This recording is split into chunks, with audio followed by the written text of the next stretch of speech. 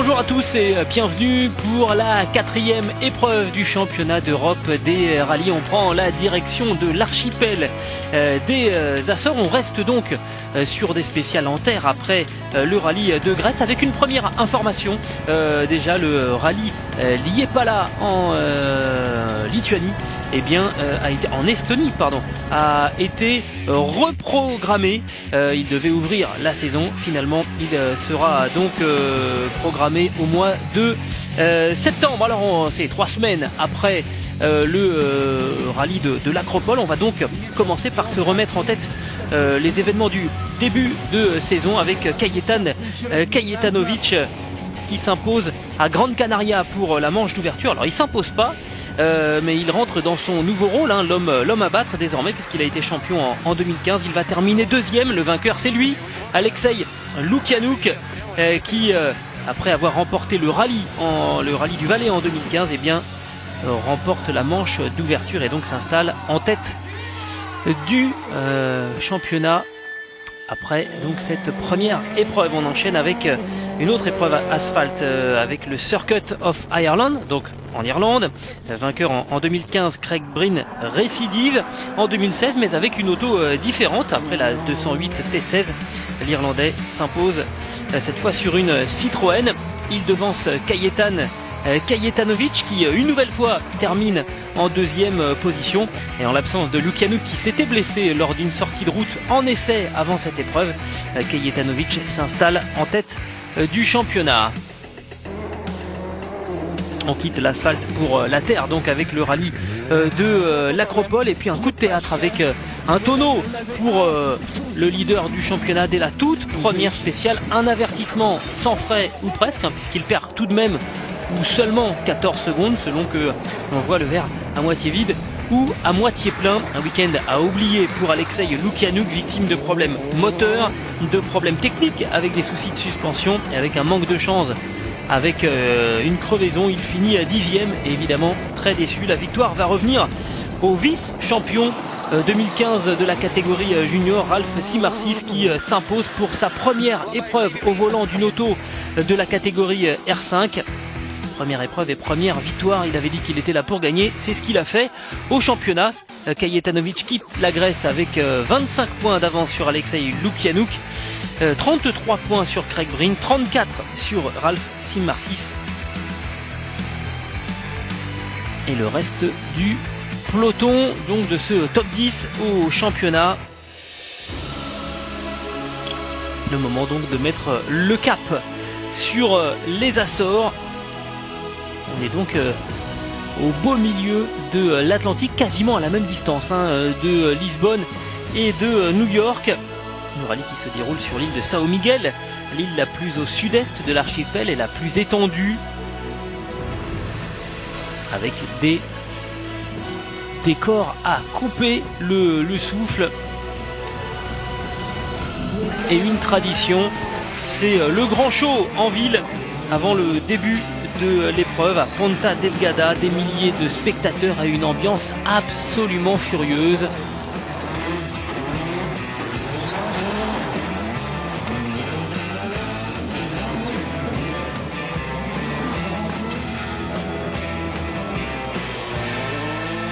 On va retrouver Kajetanovic pour faire un bilan de son début de saison. Pas facile de faire le bilan. Il est en tête du championnat et en même temps pour l'instant il n'a pas réussi encore à s'imposer sur l'une des 3 premières épreuves. Le Polonais qui sait que cette victoire ne sera pas simple à aller chercher ce week-end. Simarsis est très rapide, Alexei aussi. Il y a de très bons pilotes ici. Je vais rester calme, me concentrer sur ce que j'ai à faire. Mon but, c'est d'attaquer en restant serein et parfaitement concentré, parce que les spéciales ici sont vraiment très exigeantes. Début de saison nuancé également pour Alexei Lukianouk. On l'a vu, il s'est imposé aux Canaries, mais ensuite il a vécu une période très difficile. Son accident en essai, puis pas mal de déboires en course. Et en plus, il va découvrir cette épreuve. Ça sera pas simple donc pour Alexei Lukianouk. Alors que pour Ralf Singmarsis, c'est bien après sa victoire en Grèce, le jeune letton de 22 ans va essayer d'enchaîner. Il connaît le parcours puisqu'il avait roulé ici en junior en 2015 et il sait que les conditions sont très difficiles. On est sur une île, il peut faire beau ici et pleuvoir là-haut dans les montagnes, donc le choix de pneus est très compliqué et ça sera très difficile. La vedette locale, Ricardo Moura, est né à São Miguel. Il n'a jamais gagné chez lui, pourtant il est monté 2 fois sur ce podium. C'était en 2013 et l'année dernière en 2015, il roule avec une Ford Fiesta et compte évidemment tirer profit de son expérience et de sa connaissance du terrain. Mais vous le voyez, les conditions sont effectivement très difficiles pour la spéciale de qualification qui se déroule dans le secteur de Remedios. On va retrouver Alexei Lukianouk qui passe le 2e dans les spéciales. C'est lui qui va réaliser le meilleur temps, 1 minute 54 889. Il va donc être le premier à choisir sa position de départ dans les spéciales, ce qui lui facilite pas forcément la vie. Le choix de la position de départ, c'est franchement un casse-tête. Même si c'est toujours bien de commencer le rallye de cette façon. La spéciale était très technique et vraiment sympa à piloter, on est content. Alexei Lukianouk qui va devancer Kajetan Kajetanovic d'un peu moins de 8 dixièmes dans cette spéciale, le Polonais qui s'adjuge le 2e temps. Il sera donc le 2e à choisir sa position de passage dans le peloton. On a attaqué mais sans prendre trop de risques. J'ai pris du plaisir, c'était vraiment bien, avec des endroits vraiment très étroits, mais il y a du rythme, on est tout le temps en 3e, 4e ou 5e. Et Ralf Singmarsis, lui donc, dispute son 2e rallye au volant de la Skoda Fabia R5. Il va se montrer 2 secondes 5 moins rapide que donc l'homme le plus véloce, Alexei Lukianouk. Il prend le 3e temps. C'est pas mal pour une 2e épreuve avec une R5. Quand on est arrivé au départ, il s'est mis à pleuvoir et les essuie-glaces ne fonctionnent pas. Je ne sais pas pourquoi. Effectivement, c'est pas simple sans les essuie-glaces. Ricardo Moura, lui, termine à 5 secondes 7 du meilleur chrono. Le Portugais qui sera évidemment déçu. Lui aussi a été victime des conditions qui se sont détériorées. J'espérais faire un petit peu mieux, mais j'y suis pas parvenu. Il pleuvait fort au début. Je crois qu'on doit être 3e ou 4e. On verra. Et il faut donc maintenant choisir sa position de passage dans le peloton. Et évidemment, c'est tout sauf simple. Alexei Lukianouk, l'homme le plus rapide de la qualification, choisit de passer en 15e position. Il va laisser balayer tous ses petits camarades. Kajetan Kajetanovic lui va choisir de passer un petit peu plus tôt à la 12e position.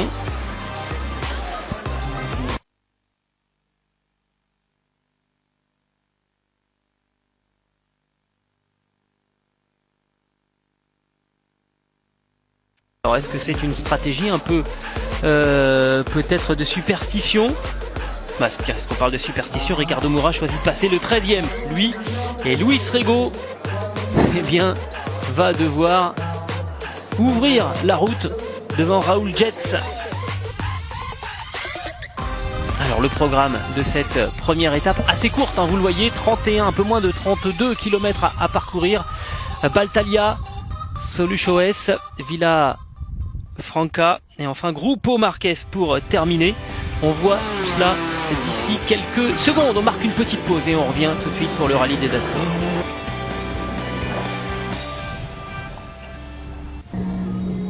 Allez, on est de retour aux Açores pour la suite de ce résumé consacré à la première épreuve du rallye des Açores, 4e manche du championnat d'Europe des rallyes à Ponta Delgada, avec la cérémonie de départ dans le centre de la ville.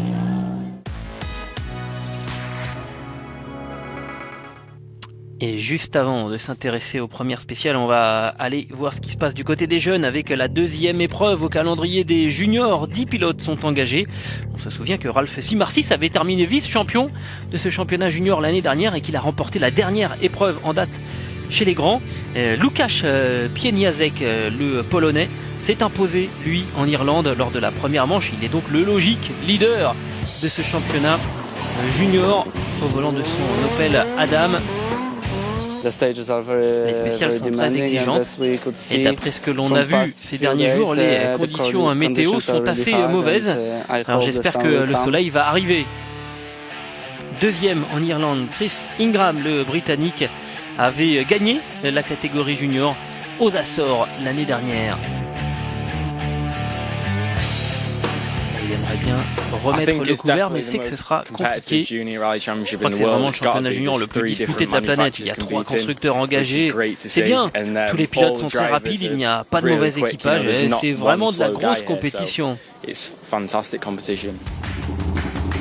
Troisième en Irlande et donc troisième au championnat, l'Allemand Marian Griebel, qui avec Chris Ingram et Julius Stannert fait partie des pilotes officiels de la firme Opel. Ce n'est pas trop rapide, mais il y a des endroits vraiment très étroits. Si vous faites une petite erreur, vous tapez le bas-côté et vous risquez d'avoir des gros problèmes. Il y a aussi beaucoup de brouillard et de la pluie parfois. C'est vraiment pas facile.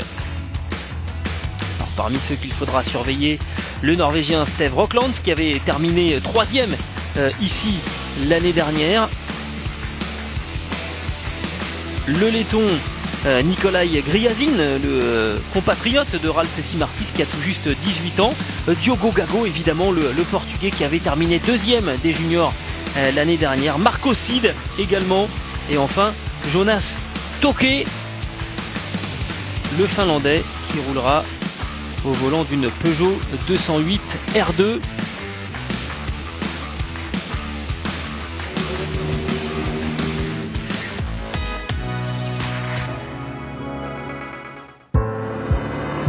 Allez, on prend la direction de la première boucle de ce rallye, la première étape. On quitte Ponta Delgada et la zone d'assistance pour aller vers Batalha, ensuite Soluchoes, avec un secteur là aussi assez court, 7 km pour les 2 premiers, un peu plus de 13 pour le second, et enfin une super spéciale d'un peu moins de 4 km pour conclure cette première étape. On va s'intéresser déjà aux 2 premiers secteurs, Batalha et Soluchoes, avec donc on l'a dit un peu plus de 7 km à négocier pour les 2 secteurs. Et on retrouve José Pedro Fontes, le Portugais, qui va être victime de problèmes moteurs dès la première spéciale.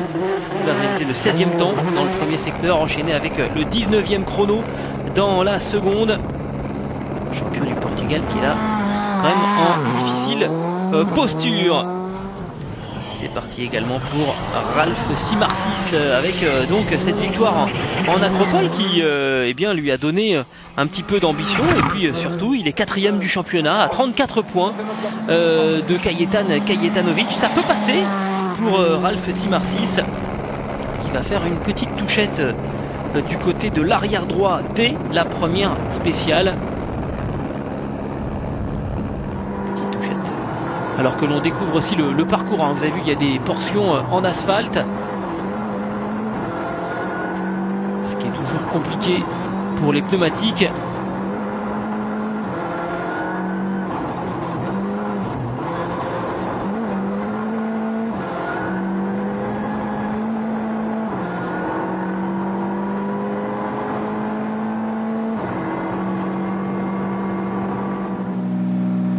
Une petite touchette que l'on n'a pas vue, mais il va faire donc le 3e temps dans la première spéciale et enchaîner avec le 2e temps dans le 2e secteur. Et il est 2e du classement général. Kajetanovic maintenant, donc leader du championnat, on l'a dit, mais toujours à la recherche de sa première victoire cette saison.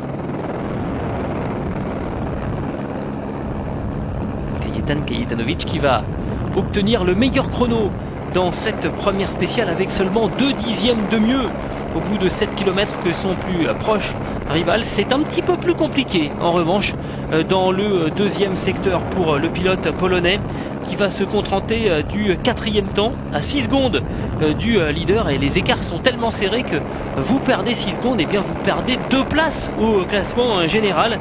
Il se retrouve donc au terme de cette 2e spéciale à la troisième position du classement général à 5 secondes et 9 dixièmes.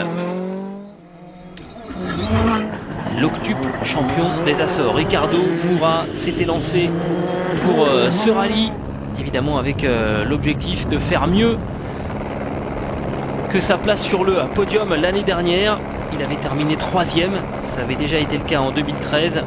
Il obtient la 2e place dans la première spéciale, à 2 dixièmes donc de Kajetan Kajetanovic, et il va enchaîner avec le meilleur temps dans le secteur numéro 2, ce qui va permettre donc aux Portugais de s'installer en tête de cette épreuve après les 2 premiers secteurs.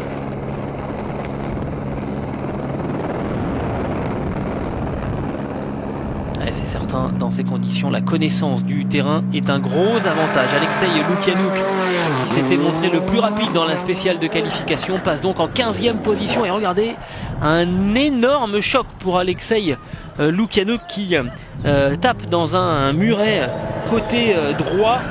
Et il a beaucoup de chance de pouvoir repartir. Les dégâts sont quand même importants, notamment sur les suspensions à l'arrière droit. Problème de direction également signalé pour Alexei Lukianouk, 18e de la première spéciale. Il a perdu 13 secondes.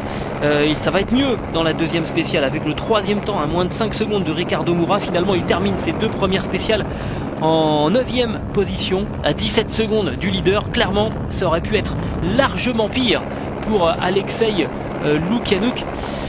Gros avertissement quand même pour Lukianouk, on le sait, hein, toujours très généreux.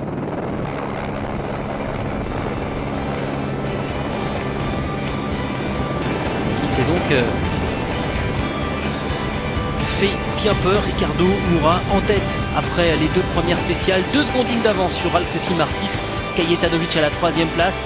Ensuite, on a Fernando Pérez, le Portugais, et David Bodka avec la Citroën à la 5e position. On marque une courte pause et on revient pour la suite de cette première étape aux Açores.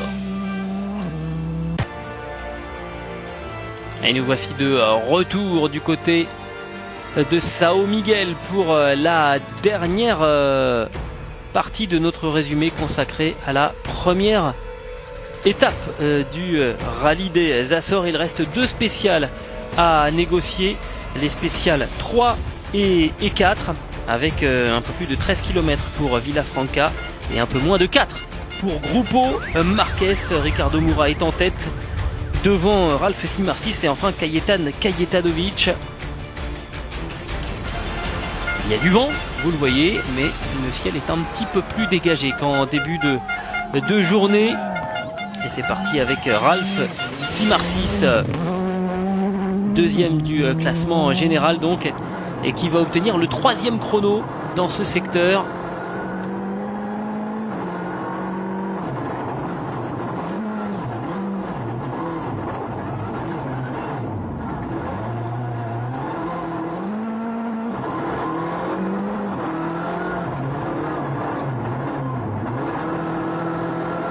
Troisième temps dans cette spéciale numéro 3 à 15 secondes de l'homme le plus rapide. C'est Alexei Lukianouk, hein, pour dire la vérité, qui a fait un véritable numéro dans cette spéciale. On va le voir d'ici quelques minutes, Alexei Lukianouk. En attendant, donc Ralf Simarsis prend le 3e temps dans cette spéciale numéro 3 et il va enchaîner avec le meilleur chrono dans la spéciale numéro 4 pour conserver sa 2e position au classement général au terme de cette première étape.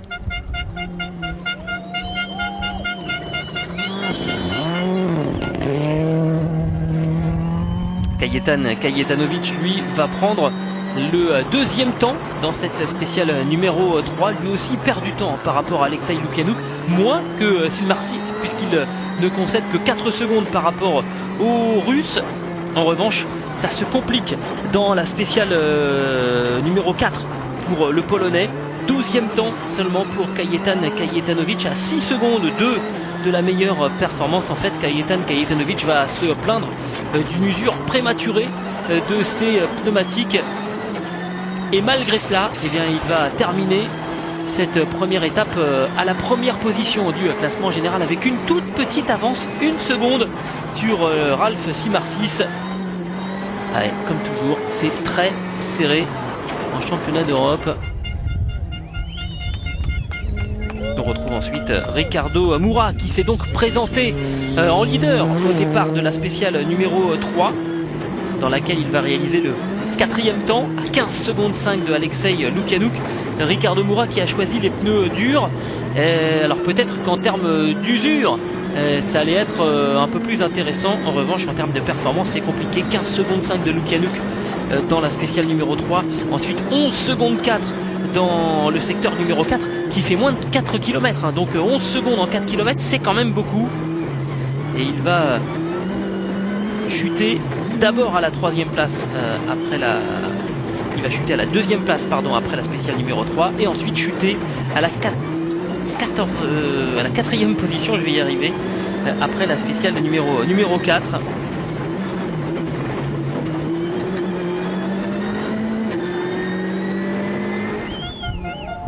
Très compliqué pour Ricardo Moura cette fin de journée avec ses pneus donc, qui ont beaucoup souffert. Alexei Lukianouk lui a fait quelques réparations de fortune avant de s'élancer dans la spéciale numéro 3 où il va le faire, on l'a dit, un véritable numéro, meilleur chrono 10 minutes 19 et 5 dixièmes. On l'a dit, il a repoussé Simar 6 à 15 secondes. Il va remonter directement à la 4e place après cette spéciale numéro 3, poursuivre sa remontée dans le secteur numéro 4 et il conclut donc la première étape en 3e position du classement général avec moins de 4 secondes de retard sur le leader. Autrement dit, Alexei Lukianouk est revenu dans le coup pour la victoire après son énorme choc dans la première spéciale. Il faut quand même avouer qu'il s'en sort très très bien.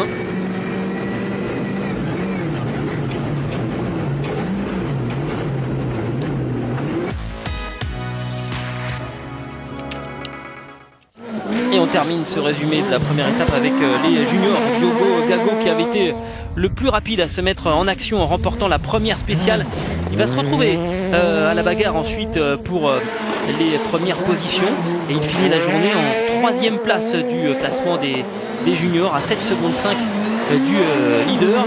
Łukasz Pieniazek, vainqueur en Irlande, termine cette première journée un peu plus loin, 7e du classement des juniors à 40 secondes du leader. Clairement, il est moins à son aise que sur l'asphalte irlandais. Julius Tanner, lui, conclut cette première étape à la 5e position du classement des juniors et à 26 secondes de l'homme de tête dans sa catégorie. C'est un petit peu mieux pour Steve Rockland, le Norvégien, qui lui termine 4e aujourd'hui avec donc la nouvelle Fiesta.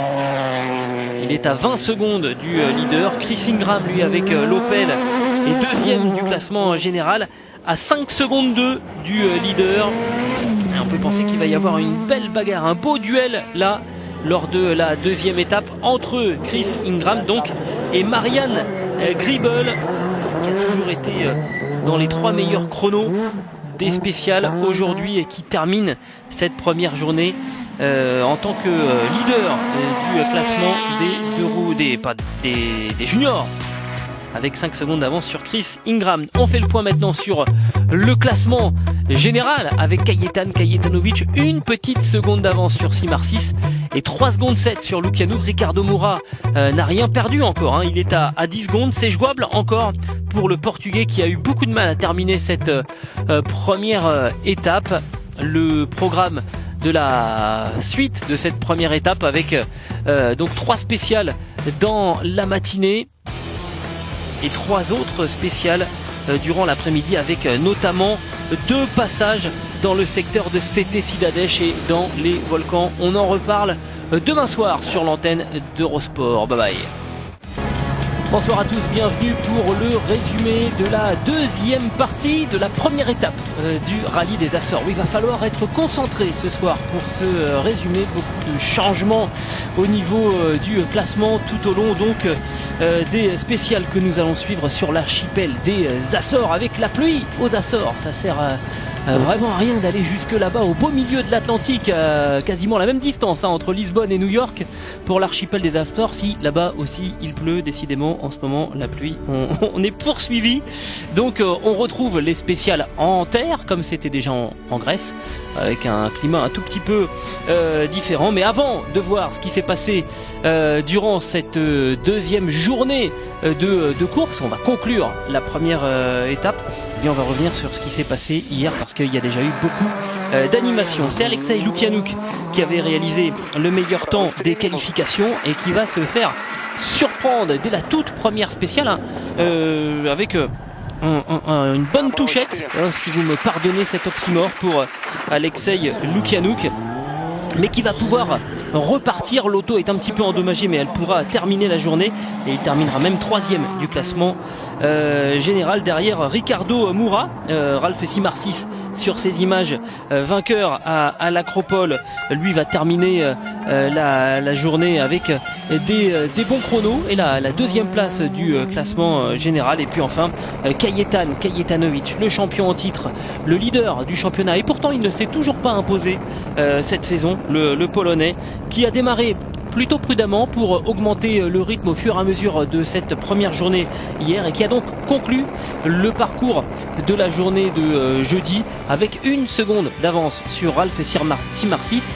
Alexei Lukianouk 3e devant Ricardo Moura, j'ai dit derrière, il est devant, et David Bodka, le Hongrois, qui complète le top 5. Ensuite on a Antonin Tlustak, le Tchèque, à la 6e place, Perez, Mirelej, Barros et Luis Rego Junior pour la 10e place. Voilà le top 10.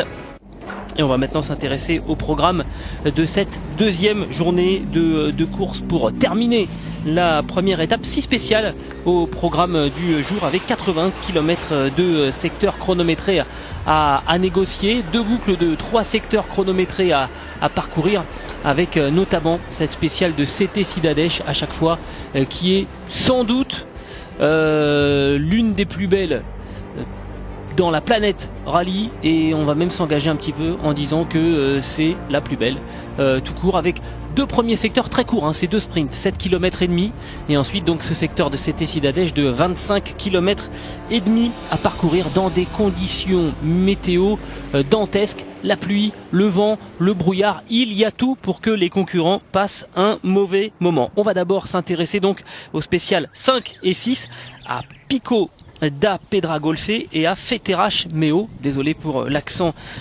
portugais, et on va commencer avec Antonin Tlustak, le Tchèque, 6e du classement général, on l'a vu sur le tableau, et qui va perdre du terrain dans ces conditions difficiles avec sa Skoda Fabia R5. Il va perdre 2 places à l'issue de ces 2 premières spéciales pour pointer donc à la 8e position après la spéciale numéro 6. Alexei Lukianouk avait donc fait une grosse touchette hier dès la première spéciale. Et bien ça n'a pas refroidi du tout ses ardeurs. Non seulement il est remonté au classement général pour terminer 3e, mais en plus il va faire un numéro dont il a le secret dans la première spéciale du jour, le S5.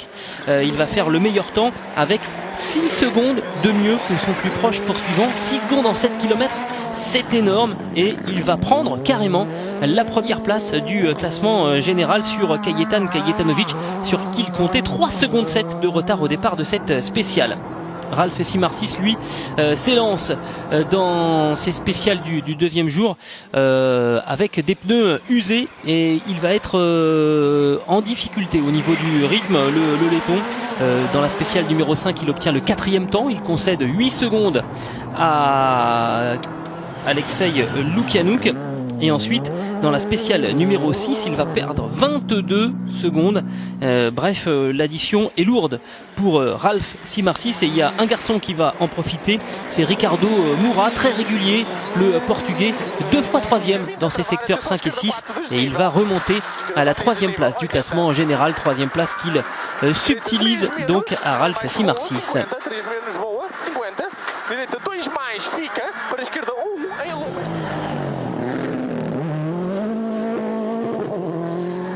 Le duel entre Simarsis et Moura pour la 3e place. La bagarre entre Lukianouk et Kajetanovic pour la première position. À l'issue de la spéciale numéro 5, le champion d'Europe a donc perdu la première place. Et dans le secteur numéro 6, qui fait donc grosso modo la même distance, 7 km et demi, eh bien il va coller 9 secondes à Lukianouk. 9 secondes en 7 km, c'est encore plus gros. Et il va logiquement reprendre la première place du classement général, cette fois avec 6 secondes 3 d'avance sur le pilote russe. C'est alors qu'intervient le juge de paix de cette boucle matinale, la spéciale de CT Cidades sur les hauteurs donc de São Miguel. 25 km à parcourir avec des apics vertigineux et des conditions de visibilité très compliquées. Alexei Lukianouk réalise un chrono de 18 minutes 48 secondes et 3 dixièmes. C'est la première fois qu'il passe en compétition dans ces spéciales. Évidemment, avec ces conditions, c'est encore plus difficile.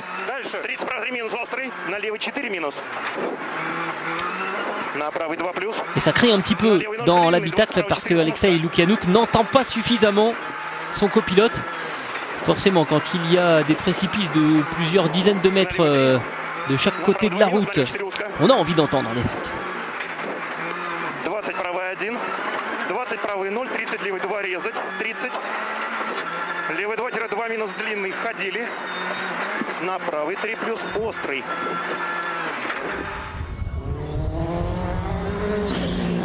Alors évidemment pas d'image d'hélicoptère de ce premier passage dans CT Cidades, vous comprenez pourquoi.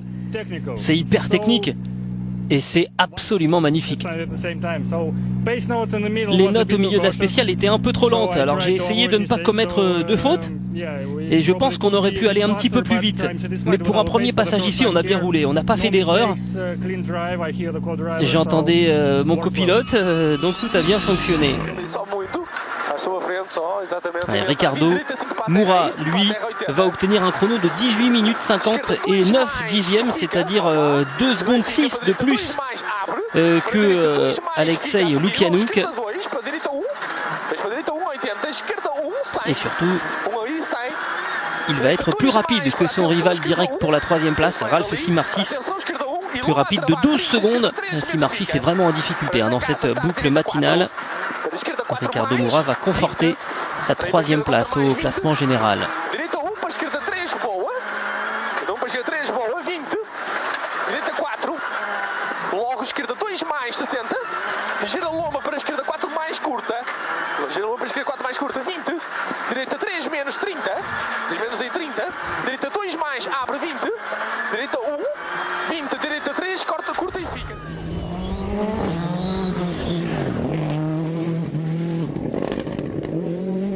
Et on va écouter Ricardo Moura à l'arrivée de cette spéciale. Il y avait beaucoup de brouillard, c'était vraiment très compliqué. Je dois dire que Alexei et Kajetan vont vraiment très vite, mais on doit attaquer encore plus si on veut rester à leur contact. Et Kajetanovic qui, après avoir repris donc les commandes de l'épreuve dans la spéciale 6, eh bien confirme en réalisant un chrono presque 6 secondes plus vite que Alexei Lukianouk. C'est lui qui obtient donc la meilleure performance dans ce secteur de CT Cidades. Et c'est donc avec une avance d'un peu plus de 12 secondes sur Alexei Lukianouk que Kajetanovic va se présenter à la zone d'assistance après cette spéciale numéro 7.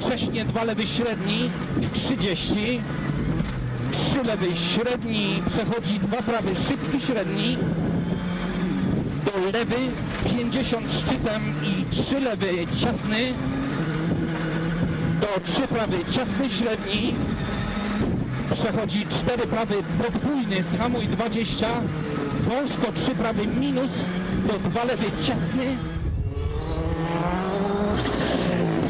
Et le soleil qui va revenir au fur et à mesure que la matinée avance. On écoute Kajetanovic. On n'a pas eu autant de brouillard que ça, honnêtement, mais l'adhérence change sans arrêt, donc il faut vraiment lire la piste, deviner. Parfois c'est impossible parce qu'on ne voit pas la différence, alors que l'adhérence, elle, change pour de bon. Et voilà donc le retour de Kajetan Kajetanovic, 12 secondes 2 d'avance sur Lukjanuk, 29 secondes 6 sur Ricardo Moura. Ralf Simarsis a perdu beaucoup de terrain dans cette boucle matinale. On marque une petite pause et on revient pour la suite du résumé de cette journée de vendredi. Et on est de retour du côté de Ponta Delgada pour la suite de ce résumé de la première étape du rallye des Açores. On repart donc pour la deuxième boucle de la journée avec donc un passage de nouveau dans ces deux secteurs d'un peu plus de 7 km et puis ensuite un nouveau passage à Sete Cidades. On va revenir d'abord sur les deux courts secteurs, les secteurs 8 et 9. Avec une météo qui s'est un petit peu améliorée, il n'y a plus de brouillard, la pluie également a cessé, les routes sont quasiment sèches.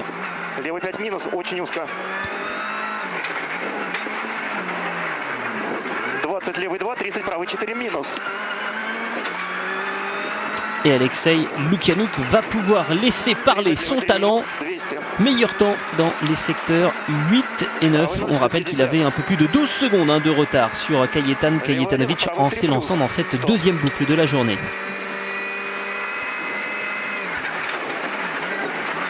Правый 2 поздний на трамплин, в левый 2.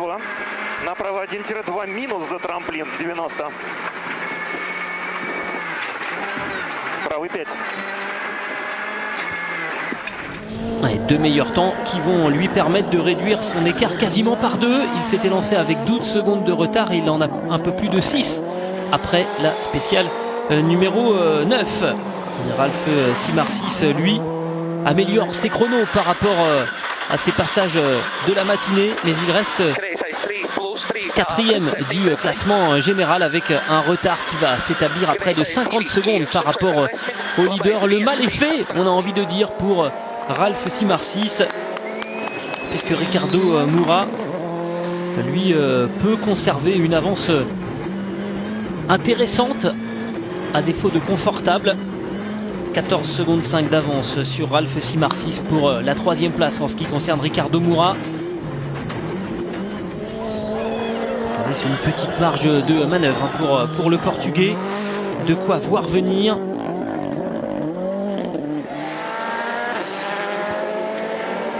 Et on retrouve Kajetan Kajetanovic qui perd donc un petit peu de terrain dans ces deux spéciales 8 et 9. Au total, il perd un peu plus de 5 secondes et il conserve donc la place de leader avec 6 secondes 7 d'avance sur la Fiesta du pilote russe avant de s'engager dans le deuxième passage à Sete Cidades.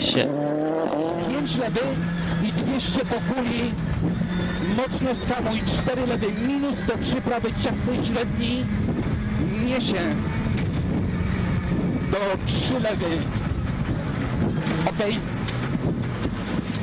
6 secondes 7 entre le duo de tête et donc une quinzaine de secondes entre Ricardo Moura et Ralf Simarsis. Mirelech, lui, à la 5e place.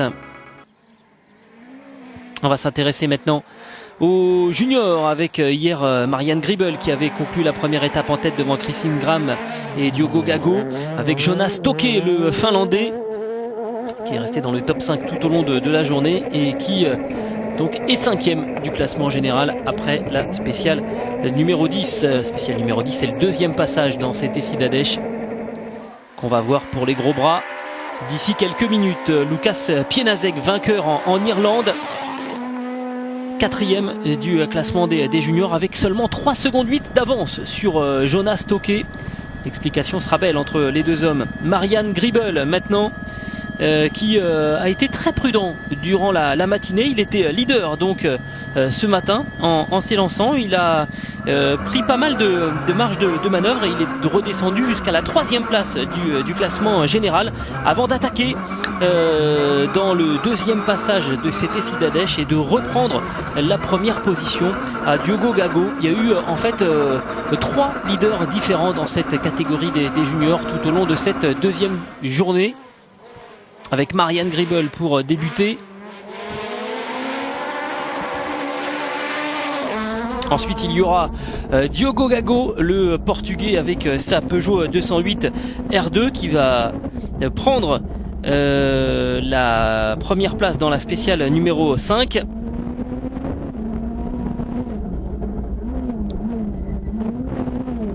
Première place qu'il ne va pas conserver longtemps puisque Chris Ingram va lui confisquer. Mais Diogo Gago termine cette deuxième journée de course à 4 secondes 5 du leader. Il aura donc une carte à jouer ce samedi pour la dernière étape.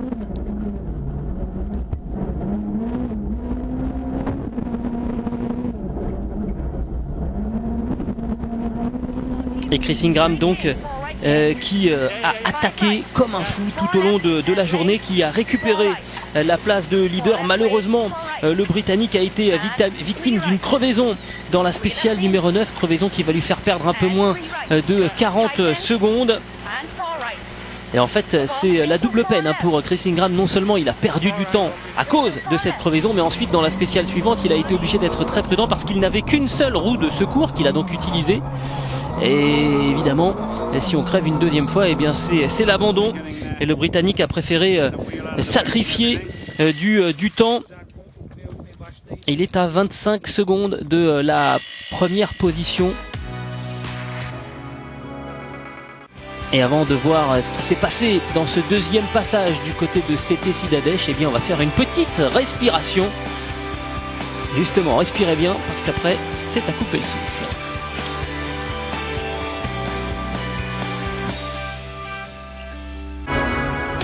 Des passages somptueux pour une course volcanique. Ce soir, les temps forts du rallye des Açores sur Eurosport 1. Il reste une spéciale à négocier et pas n'importe laquelle, le secteur de CT Cidades aux Açores. 6 secondes 7 entre les deux leaders de ce rallye des Açores 2016, Alexei Lukianouk et Kajetan Kajetanovic. Le public est au rendez-vous, la météo est nettement plus favorable, l'hélicoptère peut donc maintenant surplomber les plus hautes portions de cette spéciale. Et on est parti, on va commencer avec Pedro Mireles, le portugais qui est 5e dans cette spéciale numéro 10 et qui est 5e du classement général.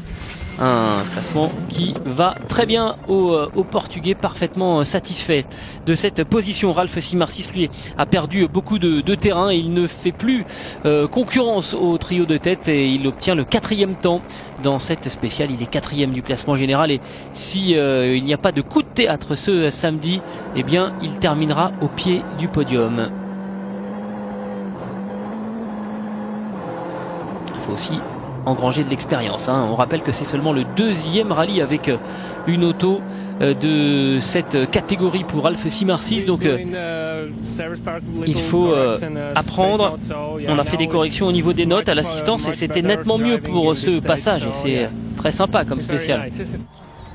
Ricardo Moura, lui, va faire le 2e temps dans ce secteur de CT Cidades. Ricardo Moura qui continue de creuser l'écart sur Ralph Simarsis. Il va conclure la journée avec plus de 24 secondes d'avance, de marge de manœuvre donc pour essayer de gérer ce samedi et de monter une 3e fois sur le podium de ce rallye des Açores.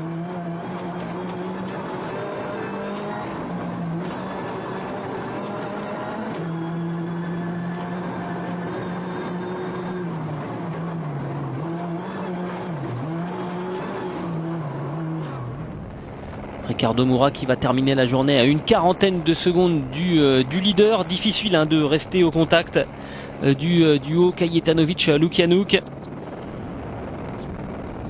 Et on va écouter justement Ricardo Moura. On essaye de pousser. On fait de notre mieux, on va continuer comme ça demain. Notre but c'est de monter sur le podium et pour l'instant on y est, donc il faut continuer comme ça. Alexei Lukianouk qui attaque cette spéciale numéro 10, le couteau entre les dents. Il a 6 secondes 7 de retard sur Kajetan Kajetanovic et il n'y a strictement aucune marge de manœuvre pour le Russe.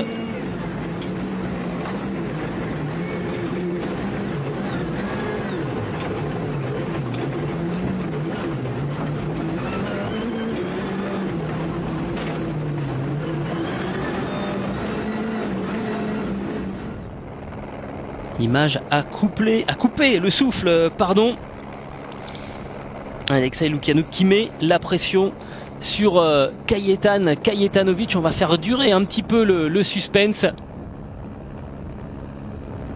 Et non seulement techniquement elle est magnifique, mais en plus esthétiquement c'est l'une des plus belles, on le disait, de l'histoire du rallye. Demain ça va être difficile parce que les spéciales seront différentes, elles sont très glissantes avec des portions en descente où j'ai du mal à avoir de la confiance, alors qu'ici il faut de l'expérience.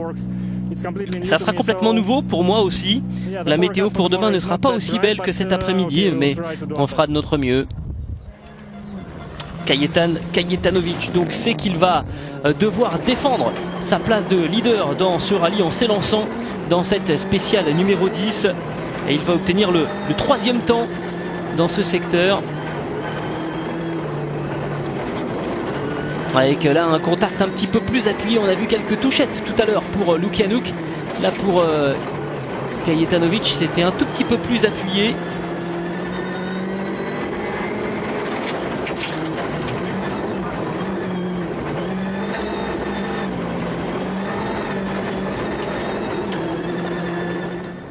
Et l'impression visuelle, c'est quand même que ça va un tout petit peu moins vite pour le Polonais par rapport au Russe. Le chrono va le confirmer.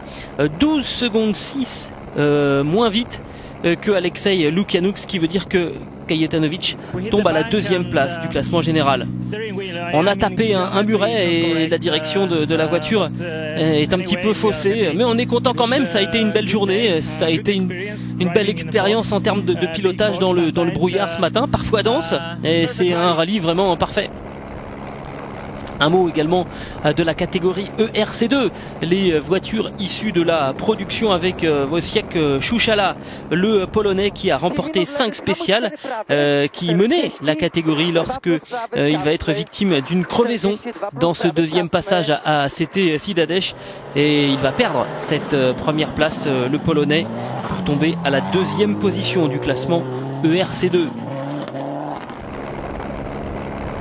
Et l'homme qui va tirer bénéfice des soucis de Szuchala, eh bien c'est Ruben Rodrigues, le Portugais avec sa Mitsubishi Lancer, qui lui a remporté 4 spéciales depuis le début de l'épreuve et qui se retrouve donc avec une avance intéressante, 42 secondes par rapport à Szuchala. L'explication sera belle demain, il faudra tenir pour Ruben Rodrigues.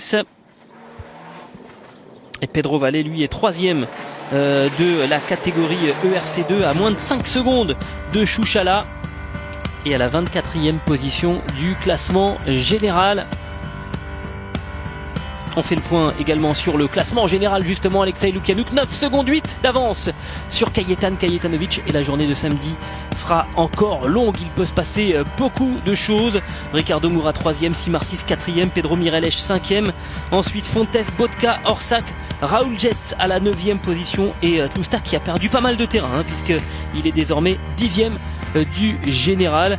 Demain il y aura 6 spéciales à négocier avec une zone d'assistance à Ponta Delgada, 2 boucles de 3 secteurs. On terminera par la spéciale de Tronquera. Au total il y a un tout petit peu plus de 100 km de secteurs chronométrés à négocier. Et on se quitte avec les plus belles images de cette 2e journée de course aux Açores, en vous donnant rendez-vous samedi soir sur Eurosport. Merci d'avoir été avec nous, bye bye.